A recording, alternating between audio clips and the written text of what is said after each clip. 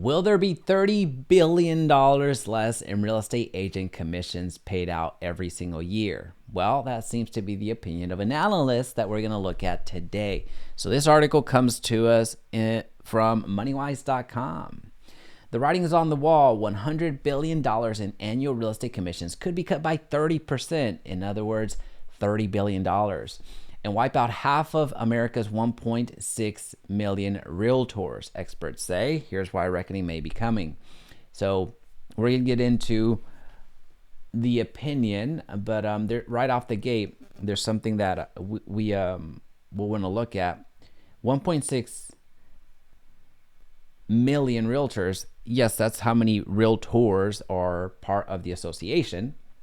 How many agents are part of the associations, given that realtors is a trademark owned by the National Association of Realtors.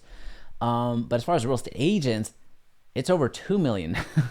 There's well over 2 million active real estate licenses out there. Now, not all of them do business, but we'll look at it here shortly. So we're going to skim through some of this because some of it is, actually a majority of it's already something that we've covered in the past, but I want to get right into the meat and potatoes of it. All right, so after a recent $1.8 billion jury verdict against the National Association of Realtors and several large brokerages, one analyst predicts realtors could face huge cuts on commission fees. And it goes on to say why that would be the case. But here's the analyst.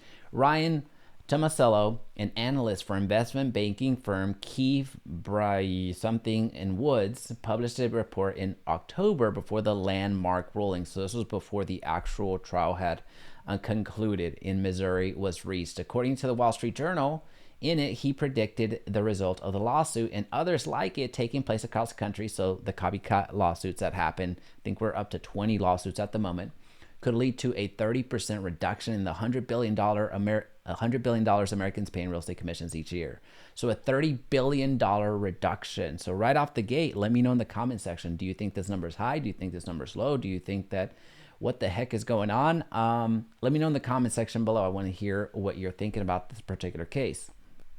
He also said this could drive out more than half of the nation's 1.6 billion 1.6 million realtors out of the industry. So here's the thing. One thing to note of this particular number, I alluded to earlier, this is 1.6 million realtors, so technically he's correct because that's how many agents are in the association.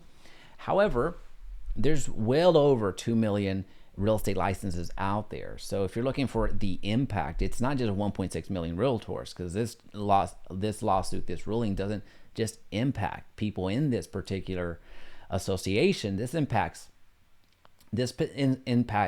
way more than that. This impacts the entire profession. So you're looking at well over 2 million real estate agents out there that get impacted. Now, also his claim of it could drive out more than half of the nation's realtors out in the industry. Well, here's the thing.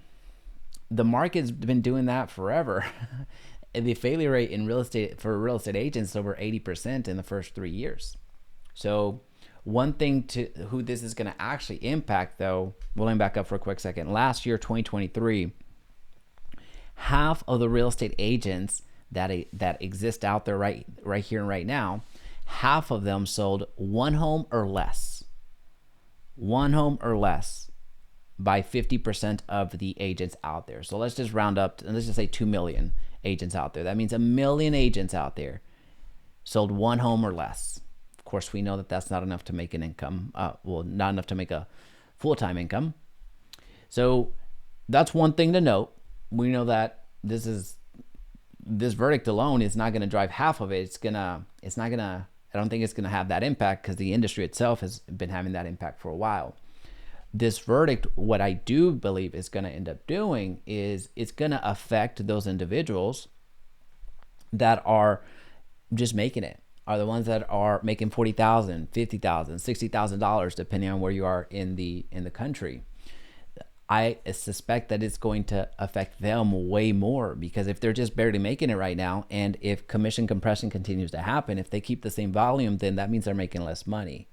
If it becomes harder for them to acquire their actual client, if they're working with buyers, sellers, it doesn't matter, then if there's less transactions to go around, that's also going to impact them. So they're not going to be able to make it. So yes, I do believe that there's going to be a reduction in commissions altogether because it's the pricing itself is going to be different. I do firmly believe that. But as far as who this is going to impact, again, half of the agents are already out of business altogether because of the industry, the nature of the business. But I think that those agents are just barely making it. Those are the ones that are going to be in. They're going to be seeking another employment.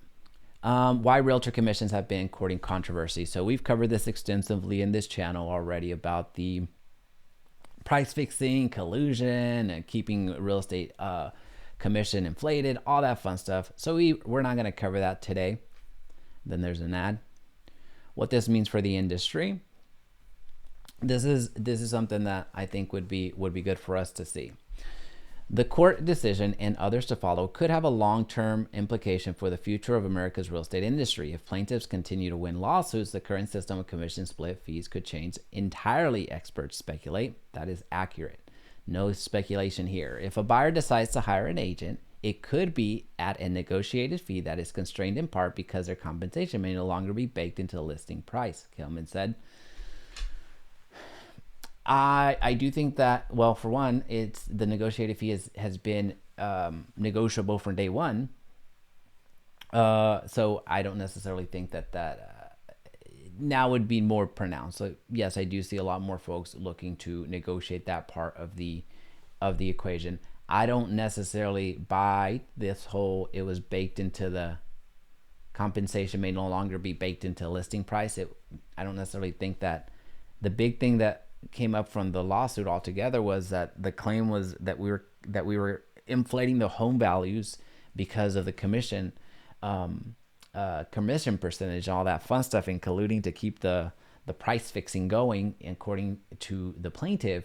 So those were some things that they were mentioning, but I don't necessarily think that the commission itself is, if the commission were to go away, I don't believe the home values are going to drop by 95%, 94%, whatever the commission, if you want to take out the commission part of it. I don't think that's going to do that. In fact, I know it won't. But that was what was alleged in the lawsuits altogether.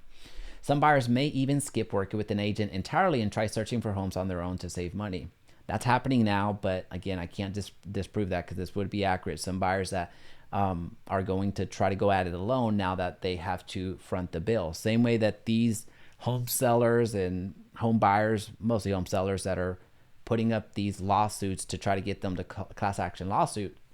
If they actually had to pay the attorneys out of their pocket, they wouldn't be filing these lawsuits. They wouldn't be the people volunteering to be in these lawsuits.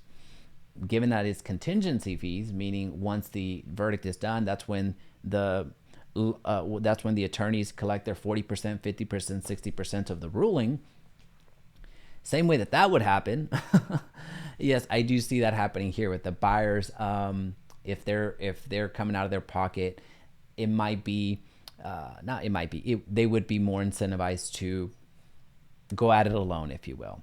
Now, that would be a very bad thing for them, in my opinion, because if you're buying a home, you do need expert advice, you need expert guidance. So I do believe the real estate agent is very valuable in the transaction, of course, and I am biased, obviously, because I'm a real estate agent. However, that is absolutely true in my opinion.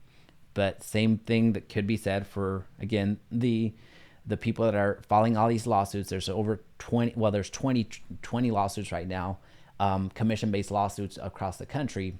Just 2 days ago, Utah filed, or some home sellers in Utah filed to NAR, filed a lawsuit against NAR, a few other brokerages, and are trying to get to class action status as well. So again, same applies to those home sellers. If they had to front the legal costs, they wouldn't be doing this. However, the attorneys that are incentivizing all of these individuals to be the face of the class action lawsuit are the ones that are making off like bandits. Another issue is that many new agents start off their careers by working for buyers. Absolutely true. Managing partner of venture capital for Prudence, which invests in tech companies involved in real estate sector. Absolutely true. That's something we've talked about at length, actually, in this channel in in previous topics on how to avoid or how to make it through this turbulent time. Lower demand for buyer agents or the possibility of lower commission fees could deter folks from entering the industry altogether. That was exactly the first point that was made in that video. So I'll try to link it up here somewhere, wherever it happens to be up here, so you get to see that. But yeah, this is something that is absolutely true, and this speaks more to just the number count continuing to go down. Now, much of that as well is the inventory, the real estate prices that we're experiencing right now. Many buyers are priced out altogether. Even if they wanted to hire or didn't want to hire an agent, it really doesn't matter. They just can't afford it. So the industry itself is the one that is compressing the inventory. So there's less transactions to go around. A lot of agents are going to continue to, go out of the business and not get into the business because of that simple fact alone. Mind you, making less in commissions, that's something that becomes an afterthought at the end of the day. So I thought this was interesting. I know we've covered a good portion of this particular article in the past, or not this article, but the topics in the article. But I'm just very fascinated by what that percentage is going to end up being. How much less commissions are going to be paid moving forward. There's no way for us to know, obviously. This is all a prediction, but it's going to be interesting to see, in hindsight, in 3 years, 5 years, 10 years, once we start getting a bit more data and seeing where the trends end up happening. It's going to be interesting to see what ends up happening on the commission front. But let me know what your thoughts are. Do you think that the commissions are going to go up? Are going to go down? If so, by how much? If you think that they're going to go up, by what percentage? If you think they're going to go down, also, what percentage? Do you agree with this 30%? Let me know in the comments section, and I'll see you tomorrow.